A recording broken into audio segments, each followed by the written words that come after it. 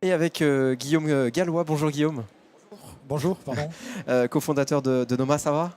Ça Tu va vas très bien? bien. Ouais, Merci. t'es bien installé sur Bah, c'est dans super. notre feu de camp. On Ici, est on est bien. sur On est au la chaud. plateforme. Ouais, on est au chaud, hein. Dans la plateforme des excellences ici pour Big. Je rappelle qu'on est en direct toute la journée. On va parler de Noma. Qui existe depuis janvier 2020. Quelle était l'idée qui est arrivée dans ta tête, Guillaume?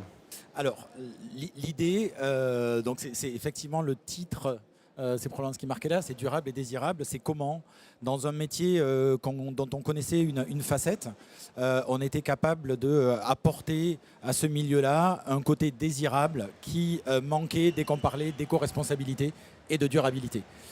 C'était une époque où le mobilier durable, c'était du mobilier en palette, pour le dire un petit peu vite. Et on sentait bien qu'on avait un besoin d'attractivité pour faire passer plus facilement une partie des contraintes dont on voit bien qu'elles nous arrivent un peu à vitesse grand V. Et le meuble est probablement une de ces industries dans lesquelles on a une possibilité créative incroyable et donc la capacité à faire travailler des créatifs pour être extrêmement désirable. Et donc l'idée c'était ça, d'apporter ça au meuble. Et donc vous créez Noma. On crée Noma. Alors pour la petite histoire, Noma ça veut dire noble matière, sur le postulat justement que les matières recyclées sont les nouvelles nobles matières. Et que ça prend toute son importance et on trouvait que c'était important de refléter ça dès le nom. Alors du coup, vous lancez le projet en janvier 2020. Vous faites partie de ces entrepreneurs qui ont lancé des projets à cette période-là. Comment ça s'est passé justement le début, le lancement? Ah bah, janvier 2020, ça s'est super bien passé. Février aussi. Donc on s'adosse à la Design Week en janvier 2020. On est très bien reçu, on fait un super lancement et puis arrive mars. Et on m'a souvent posé cette question-là. Donc mars 2020, bah, tout s'arrête. Et quand on est dedans, on ne sait pas qu'on en prend pour 3 mois, 6 mois, 8 mois, 15 mois. Et donc, bah, on continue, nous, à travailler, on continue à faire des développements. On se dit qu'on n'a rien d'autre à faire, de toute façon, que ça. On essaie de travailler un petit peu en sous-marin, puis on fait le dos rond. Et puis, c'est au bout d'un moment qu'on se rend compte que ça a duré 12 mois, que ça rend le projet un peu fragile et difficile.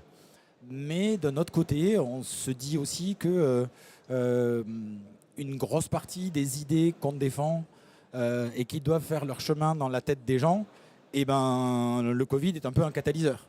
Bien sûr, sur la partie durable du projet, justement, comment on fait pour proposer du durable dans votre secteur? Alors, il y a vraiment deux façons aujourd'hui, ou en tout cas deux écoles qui s'affrontent un petit peu. Il y a en effet le mobilier en mode fast furniture, et je citerai personne, mais on sait très bien comment on l'a fait. On l'a tous fait, moi le premier, et ça répond, ou ça répondait en tout cas à un marché. Et de notre côté, on a des grands fabricants, grands éditeurs de meubles qui en effet travaillent déjà la durabilité, mais parce qu'ils sont dans un mode un peu patrimonial, ils ne font pas plus d'efforts que ça. Et nous, on a voulu on a voulu porter un message comme quoi ça ne suffit pas en fait. Donc durable, en effet, c'est important. Mais dans ce qu'on met nous dans durable, il y a une partie éco-responsabilité qui doit être prise en compte aussi par toutes les grandes marques et par tous les fabricants de meubles. Et donc c'est ce message qu'on porte. Conception, fabrication en France? Oui, absolument. Alors on le compte, on fabrique nous à 80 ou 83%, il faudrait que je regarde les chiffres exactement aujourd'hui. Et le reste de la production, c'est les pays limitrophes. Donc un tout petit peu Portugal, un tout petit peu UK. Et c'est important, j'imagine, sur ce. Là aussi, on en parle beaucoup depuis ce matin. On a reçu beaucoup d'entrepreneurs. On parlait du Made in France, de la conception, du design. Et encore plus, on est quand même un pays de design. J'imagine que c'est aussi un enjeu de pouvoir continuer à produire ici. Ouais, c'est un véritable enjeu. Alors, c'est un enjeu beaucoup plus politique, j'ai envie de dire, que d'éco-responsabilité. Pour autant, il a vraiment son importance et pour nous, il l'est. Alors, parce que c'est un gage de qualité, en effet, d'autant plus dans l'industrie du luxe. Il se trouve que Bruce, mon associé, et moi avons passé pas mal de temps dans ces industries-là. On connaît la force du Made in France. Et comme on a choisi de travailler sur du haut de gamme, parce que c'est aussi notre savoir-faire, le Made in France est super important. Donc oui, pour nous. Et puis d'un côté purement pratique, c'est-à-dire que les usines avec qui on travaille sont au maximum à 2 heures, à 2 heures en train. Et donc c'est super facile d'aller faire du développement, c'est super facile de parler avec eux, d'échanger. On se sent beaucoup plus proche et la proximité physique, elle est aussi importante. Combien de personnes chez Noma aujourd'hui? On est toute petite entreprise, on est 4. Ouais, bah, c'est bien. Quelle est la cible justement? Alors la cible, on est vraiment sur du mobilier tertiaire. Ok. On a une connotation assez résidentielle parce qu'on s'attaque essentiellement à tout ce qu'on appelle les espaces informels. Donc ça va être toutes les réunions informelles, tous les espaces de restauration, tous ces espaces de coworking éventuellement où on n'a pas forcément besoin aujourd'hui d'un siège ergonomique, qui sont des milieux très importants mais que nous on n'a pas encore attaqué. 3 ans, on est à 3 ans et demi après le lancement, bientôt 4. Vous en êtes où aujourd'hui? Alors on en est, c'est intéressant parce que c'est une courbe qu'on aurait évidemment espéré plus exponentielle, mais en tout cas elle est très linéaire. Ça nous plaît parce qu'on se rend compte que tous les petits pas qu'on fait sont des pas ultra solides, que les clients qu'on a sont des clients qui reviennent et que sur notre roadmap, on fait des petits pas mais qui sont extrêmement forts, c'est-à-dire du client final au distributeur, au prescripteur.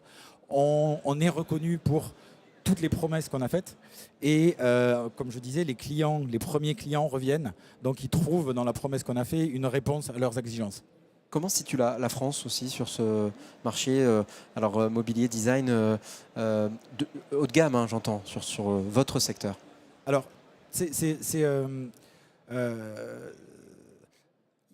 donc d'un côté européen, il y avait des gros acteurs qui étaient l'Italie, qui sont l'Allemagne aussi, qui sont un petit peu l'Espagne et qui sont la France. Et chacun de ces pays-là est vraiment connu pour des spécificités. Historiquement, en France, il y a quand même une histoire du meuble un petit peu robuste, un petit peu régional, etc. Et depuis, je vais dire, une dizaine ou une quinzaine d'années, il y a une nouvelle génération. Alors, il y a eu historiquement 2-3 grosses marques de meubles dont on va dire design, en tout cas très contemporain, etc. Mais il y a eu une effervescence de petites maisons d'édition depuis une dizaine ou une quinzaine d'années qui ont vraiment apporté de l'énergie. Et là, depuis 4-5 ans, on est, je vais dire, 4 ou 5 petites entreprises très proches dans la mentalité. On s'est même regroupé dans un groupement qui s'appelle Life et qui est, je pense, assez inédit. Même, j'ai pas l'impression qu'on retrouve ce tissu-là en Europe. Donc, un peu à la pointe, j'ai envie de dire. Et je vois le coq vert. Ah oui, oui. Évidemment, il veut dire quoi ce coq vert? Alors, le coq vert, ça représente notre engagement vers... Je vais essayer de ne pas tomber, pardon. Un engagement vers l'éco-responsabilité. Donc pour nous, c'est vraiment un de ces grands piliers. Quand on parle de durabilité, la durabilité étant le premier critère de l'éco-responsabilité d'un produit, plus il va durer, moins son impact va être important. Donc ça, c'est extrêmement important. Et c'est tous les autres engagements qu'on prend, nous, sur l'éco-responsabilité, c'est-à-dire l'utilisation de matières recyclées, la capacité à produire des produits qui vont être recyclables, et c'est probablement le plus compliqué dans l'histoire, et donc de s'intégrer dans un modèle circulaire. Merci beaucoup Guillaume Gallois d'être passé ici nous parler de Noma. Bonne continuation avec Noma, et on va maintenant faire un zoom sur la robotique avec des solutions innovantes proposées par 2 sociétés que l'on reçoit maintenant.